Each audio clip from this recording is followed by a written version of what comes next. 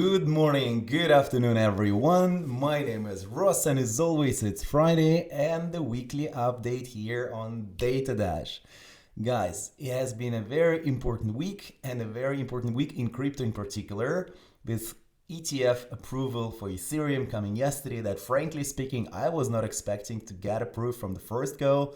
We're gonna focus today more on the crypto markets. Being honest with you, I already had an update for silver and the stocks prepared, but then I realized most of the people would like to see what do I do now, where I do transacts. Of course, we're gonna cover a little bit of the macro, the DXY, and of course Bitcoin are still important, but we're also gonna focus today a lot on crypto and in particular Ethereum due to the ETF.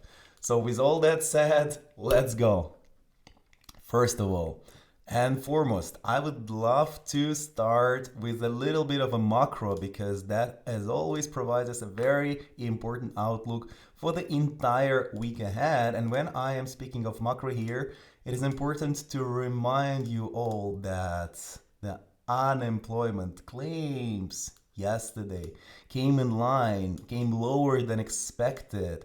And what it means for us and what it means for crypto and what it means for the risk on assets, it means that the people that are still calling the recession already here, already now, are yet wrong. I'm not saying the recession is not coming any soon. I'm saying that for now, those are the people which are on the weak side. They are jumping out of their pants trying to short the market. I can see it from our Telegram group. I've been asked today, should I short Nvidia? What do you think? I think it's a great idea. I'm honestly not thinking it's a great idea at all because, as I said last time, 3% GDP, 3% inflation, Fed is claiming to be restrictive but is standing right now at 5.25 basis point interest rate. This is not restrictive. To be restrictive, they have to be above 6. So when we have a scenario when the job market is still strong, the unemployment claims come well, and the Fed is not hiking, and it's not cutting either, but it's not hiking, we are yet in the prolonged melt up. And with all that said, I want to emphasize that current setup is bullish for the markets in the short term. Despite all of that, we had the worst Dow Jones closure yesterday in a few years. We had a horrendous engulfing candle on SPY and Nasdaq, and this is also probably worth a couple minutes of attention. But before we dive into the charts, I want to remind you all that Monday is the Memorial Day and the public holiday in the US, so the stock markets will be closed. And that means we're gonna have the prolonged weekend, lower liquidity into the markets, and higher than usual volatility. So I encourage everyone to stay safe and to use as little leverage as possible during those extended weekend.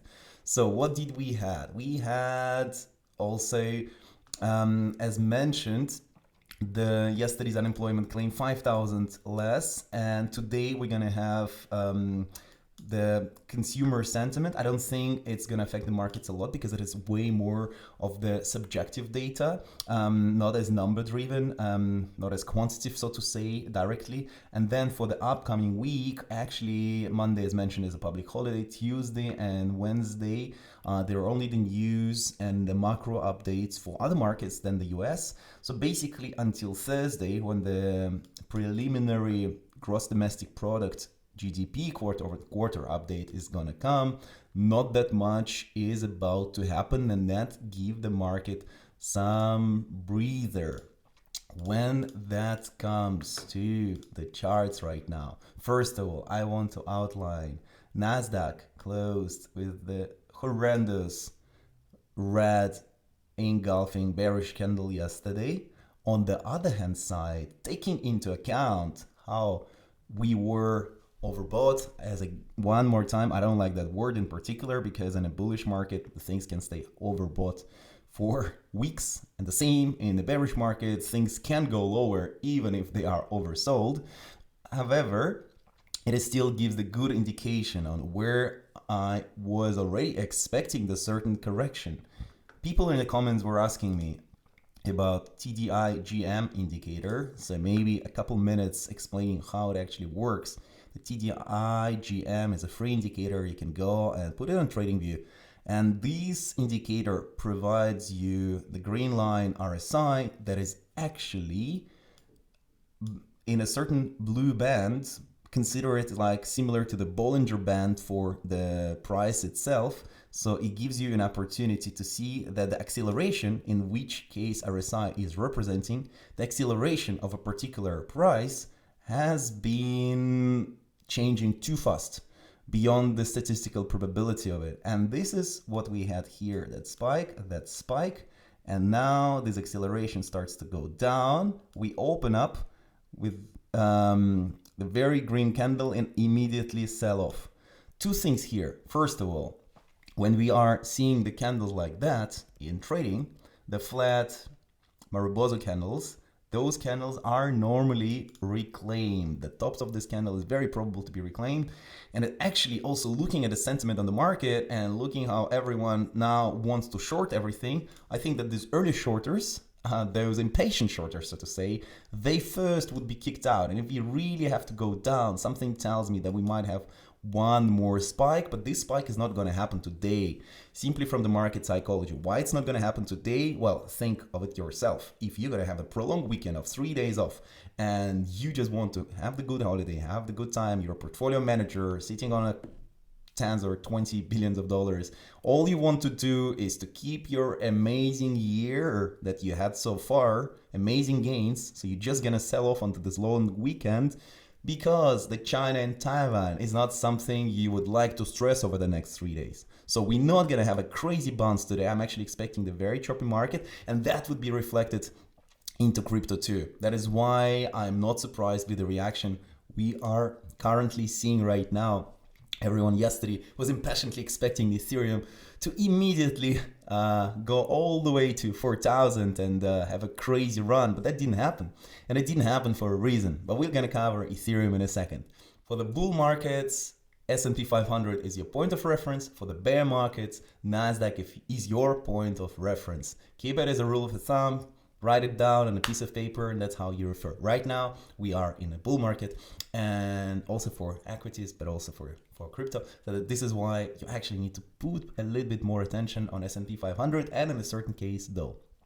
But let's start charting with the Bitcoin. So what do we see here? We see the clear range. Let me zoom in a little bit. The range is between 59,900, or let's say 60,000, and 72,800. So this is our range. And right now we are trading clearly in the upper part of this range. So the reason is that we are long, and we went long here yesterday between 67,000, 67,500, and we keep our stop loss prior below this low. Why? Because we are expecting Bitcoin to start accepting in the upper band of this range, and in this case, this would be our first bounce to 69,000, 69,500. When I'm actually looking at the coin analyze, I am seeing that those sellers that have been trying to push the price down are not really succeeding. So that's an example of what we discussed 2 weeks ago. As we discussed an absorption, I was just looking for a picture here to remind to those who was not seeing my video from 2 weeks ago. There are two types. There are two types of the setups that you can play with between the price and cumulative volume delta, exhaustion and absorption. And I'm seeing right now in the chart that type of absorption where independently of how much of the sell-off is taking place here on spot, but also on the red line on the derivatives, the price is still holding this low. And for that reason, coming back to the charts, we are playing the upper half of the range. It's very simple. But as soon as we start accepting below here and we start bleeding like that, I'm very happy to cut my position at a very small loss and start adding at the first level of 63.2 and the second level, if given, not sure, of $60,000. And in this case, we're gonna have way better entries because I still think that this high and most importantly, this high of nearly 74,000 has to be taken at some point, especially if we have to come back. And this is the reason why I am still bullish on Bitcoin, and I'm looking for better beats into the second half of the year. That also is aligned with my macroeconomical view that I just shared 5 minutes ago. When it comes to Ethereum itself, I was already warning you on Wednesday that ETH to BTC is quite overextended, and that would be normal to have a certain form of a pullback here. But as soon as we are holding our 5.3 or 0053 level, this is nothing to worry about, because this is going to be just a retest and acceptance into the higher range. That's why I always also remind you guys, we need to trade the ranges, not the diagonal lines. Diagonal line is a meme line. It's great to have certain momentum traders chasing those breakouts, but the liquidity in the order books is always sitting horizontally. So that's why you can never take diagonal lines with the same level of relevance as you are doing with the support, resistance, supply or demand, whatever the word you're using, buy side, sell side liquidity. There are multiple concepts, but the idea is still the same.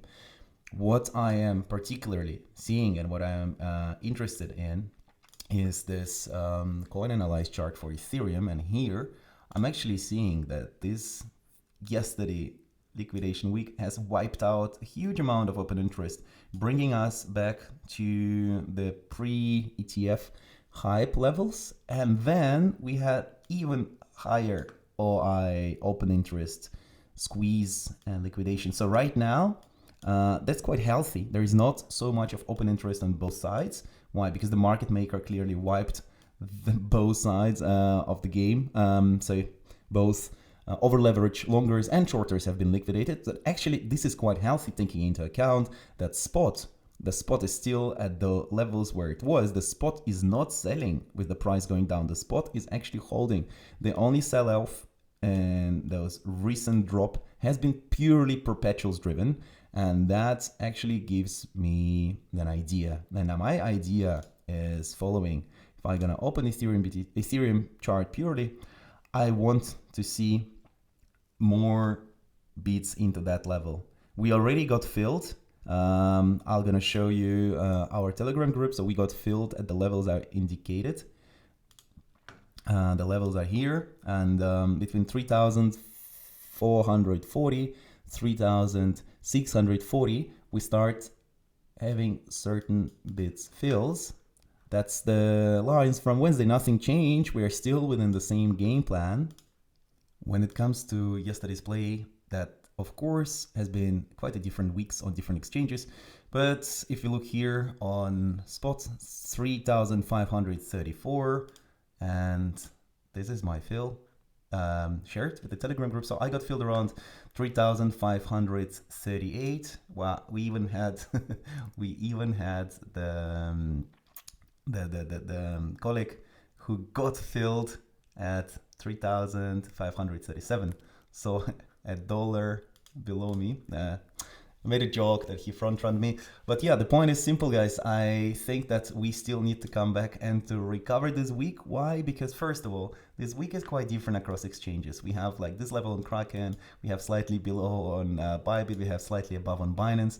So normally when there is such a huge discrepancy across exchanges, market makers tend to slow bleed into there and to recap this liquidity. And that also gonna align with those yellow lines that I just presented to you. And let's see once again where that can bring us over the weekend. Everything here, in my opinion, is an amazing beat opportunity. So I'm gonna stack way more bids. They're already there, but I'm gonna add the size between that level and that level. Once again, for those who are watching from mobile phone, you don't see those levels, 3,450, 3,650. You can use TLRY to do that with a higher degree of efficiency. You can basically create automated 10 or 20 orders in here and in other altcoins that you would like to bid. And what are those other altcoins? Let's of course go into the charts and have a look. On top of that, we had 2 altcoin trades running from last Friday. Let's have a short look how they were doing. First was Solana, And it comes to Solana, extremely bullish market structure. As you can see, we have already printed those higher highs. And moreover, what's super important for me, and that's the reason I was waiting to go long. As a value investor, you would say, oh, I want to go long as cheap as possible and then sit on my trade for years. As the trader, I am operating in a different mindset. I'd like to the supply, first of all, to be resolved, and Solana to accept in the previous range, and then I know I am in the previous range low, so my target would be at least $200 to the range high, and that's where I. That is exactly what we had on Solana. Coming to the charts right now, we had this amazing run from acceptance into the upper band from this consolidation. 17% from there. We did not hit the target of 200. We were shy, $10 shy away from there. But I was also indicating that's fine to take profits because we were seemingly overextended on hourly and 4-hourly time frames. And for those, you don't actually need my advice if you can TP or not, because you can simply go to TDI GM indicator, as I was just showing you a few minutes back, and see that we start to touch the upper band here or getting overextended. There's always a nice opportunity to take profit and to add a little bit more on the retrace. So when it comes to Solana right now, we have 3 most important levels. Let's look at them. Let's have the chart a little bit cleaner from here. So this is just quite straightforward. The first level, 158. I am not 100% sure we're gonna get there, but it might happen over the weekend. And that's where I would like to bid on my prolonged way to $200. prolonged rally. The second level is where we are transacting right now. It's 165. So far, we're gonna hold it. I think we are holding it quite well. The zone of resistance, let's highlight it maybe with a red rectangle. The zone of resistance is here, and we are able to go through this fair value gap or the zone of supply and resistance. We are clearly at this 180 level. Once 180 is reclaimed, 200 next. Just trade it level by level. There's no need to overcomplicate it. Like very often people are telling me, oh, but tell me what's going to happen if you don't know, you're a bad trader. No, the TA is not about predicting the markets. No one going to know what's going to happen in the market. It's just enough to have one tweet with the China escalation and Taiwan, and all this TA would go nowhere. But what TA is about understanding the levels of transactions and the reaction on those levels. That's where TA is extremely helpful. That's the first thing. The second thing, there are also majority of people are unfortunately forgetting that 90%, 95% people down there, they know TA super well. They have a bunch of paid indicators, not paid indicators, whatever works for them, but they are still not consistently making money. There are less than 10% of people in the market who can do the money in any market. Of course, where everything is up only, there is amazing, and your taxi driver is telling you which kind of crypto he buys. When the market is choppy and complicated, it's not actually so easy. And that's why out of 95% of the people who actually are quite good in TA, studying it for years, they're 10% are making money. So what's the difference? What's the crucial factor? I keep reminding you guys, it's all about inner mastery. It's all about psychology. And we're going to have a specially dedicated video on that. But it's very important. And I'm reminding you once again, let your winners run and cut the losers early. And that's the huge mistake that I see all over every time. People with the hodl mentality, they think everything is 90% down from its all-time high, it can't go lower, and then they sit and bleed for years. Instead of that, I encourage you to draw your zones, draw your lines, draw your consolidation ranges, and once we're out of this consolidation range, that's where you are interested. Let the market resolve the pain itself. And for today, the sponsor of our video when it comes to trading and taking profit is iTrust Capital. iTrust Capital is something that allows you to take advantage of all these micro trades, and not just on crypto, as well on stocks, as well on silver and gold, that are actually trading 24/7. And this service allows you to move your IRA or Roth IRA or 401k account and take advantage of the power of compounding, because when you are able to not pay the tax from every short-term trade you do, over the long run, your curve, your P&L curve, it's gonna look completely different. They have no monthly fees, no hidden subscription fees whatsoever. And moreover, for Data users, link is in the description below. While signing up, you will get a welcome bonus. So that's something to consider if you actually want to trade, actively trade, and aggressively take profits. I've just showed you on the example with Solana how quickly we can get 20% in a matter of 2 days, and then we're going to retrace back to the level where we were. That's up to you to decide if you want to take those 20% or not. I personally do. That's why my P&L curve is at all-time high. And for someone who is holding, obviously Solana is not yet at an all-time high, so, and that was painful in a long road. That's absolutely up to you. When it comes to our second altcoin trade from last week, it was actually API3 following the link run and the Oracle narrative. So let's have a quick look. How did it go back then? We accept above that range, and I think we have a good candidate for that. So I just showed you CRV that has no strengths, and now I'm seeing API3 that's already on the top of the range. What I'm going to do here, I'm also going to go to Coin Analyze, and I'm going to see what I see. The negative funding, people start to short here. So that has been playing out quite well, 17% from there. And we took the profit when it also started getting overextended, and we're going to get into those slightly lower. I am actually feeling that can be a good opportunity to add. Let's have a look.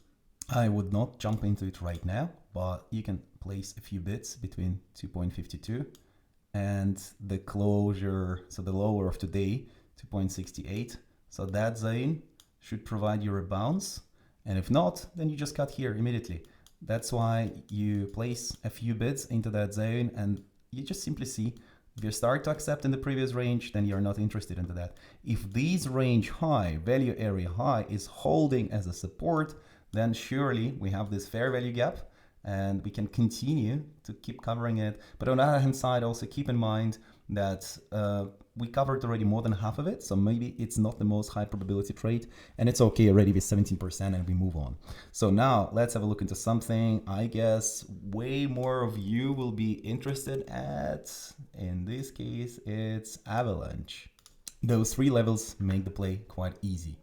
37. That's what we hold right now. Hold here, bounce back, start accepting above 39.2. Then the road is clean to 46.3. A very, very nice trade. Very good risk reward.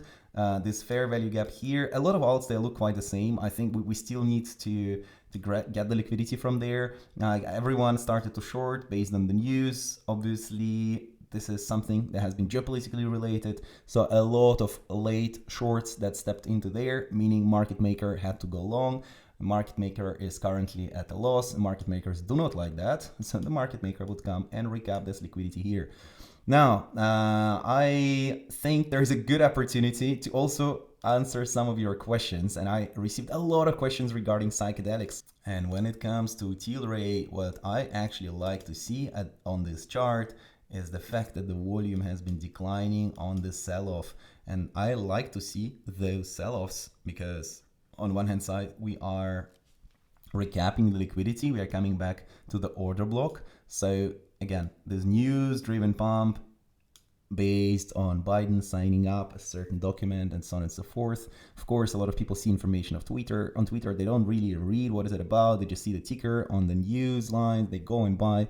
But market maker, as I explained just a second ago, that's not favoring him. So he'd like to come back to the order block and to recalibrate his positions. And that's why the sell-off has been here. It's not really sustainable because the volume has been declining. So I would expect normally a bounce from here, and this bounce even can come and cover that gap. And this gap, we're talking about 254, 258. So we're gonna be speaking about like 40, at least 40% from here, and your stop loss is quite low. I would honestly, with how choppy the market is, I would not really like to engage right now into large position in psychedelics. But if you're already in, there is no need to panic and sell. I'm just giving you the game plan of how I would actually play it from here. I would even potentially slightly add into your position, especially if you've been holding from here, from the highs. And yeah, it's a good risk reward play. There's no need to panic forever, for sure. But it's like also no need to hold it forever. That's what I wanted to say. You know, if you start seeing that this order block is not holding and we start accepting below those lows, I slightly extended the stop loss. I mean, 4.5 at the risk reward is a very good, is a very, very high risk reward as well. Anything above 3 is already like very good. And if the win probability is above 50-60%, that's a plus setup for me. So I'm not sure the probability here is going to be incredibly high, but the risk reward is not so bad. So yeah, I would give it a try, but I would not engage into psychedelics if you're completely not in. I think we will have the better moments with overall the market correcting. And maybe a very short update as well when it comes to silver. I was indicating in the group 32 would be the zone to correct, but looking at SILJ to silver, meaning the relative strength of the miners, it is quite clear and indicative that we are not yet on the top of this ride. I will still have a certain focus on here. Normally in the commodities market, there's a bunch of fake breakouts. Or fake breakdowns in these cases. So yeah, I believe we need to wait until Tuesday because Monday's a day off, as I mentioned, and see how we start getting close here. But also keep in mind, SILG, it's the ETF that is actually combining majors, large miners that dilute their shares, and that's already at like $5-7 billion market cap. The small place that we actually have entered, for example, the Kidney Silver. Let's have a look how strong it is holding. It's holding in its uptrend and it wants to go higher despite the stochastic curling down, despite other oscillators that you might say, oh, but you know, it points that we have to go down. But it's not really rushing to go down, and it's the reason for those is that fundamentally all those stocks would be at 3-4x from here in a matter of time, and the smart market participants are actually aware about that, and it's not everyone who wants to micromanage their trade for 5% up and down, being afraid and being aware of being afraid to lose the potential 200-300% gains. So if you're not like a pro trader, or if you don't feel super confident, I would not run out of your trades here. I would actually hold, and I have way more conviction into those plays than I would have in the alts from here, simply due to the macroeconomical environment. Whatever the scenario we're going to take, is it going to be stagflation? Is it going to be recession? Is it going to be the Goldilocks and the prolonged rally and up only from here? Those are the plays that's going to benefit in all three scenarios, while alts can benefit only in one of those particular scenarios. So that's also very important to keep in mind. Guys, with all that said, if you want me to chart more alts, let me know in the comment section down below. I'll keep 1 or 2 alts for next week. I know a lot of you have been interested in Polkadot or in Atom. Let's have a quick look. Okay, let's have a last quick look down there and what I see. And what I see, let's take for example CRV, Atom, and DOT and compare them. They kind of look the same, but not actually the same, because on one hand side they all are trading, still chopping in this range. This horizontal range, and on top of everything, obviously CRV is probably going to be much more benefiting from the Ethereum ETF narrative, and this is why it started accepting already, trying to at least accept above the upper value area high of that range, or upper band of this range, and resolve the level of supply that we have here around 47 cents. I gave you those on last Friday, where we were just at 42 cents. So you know, we like 12-13% from here, but this is pretty much nothing.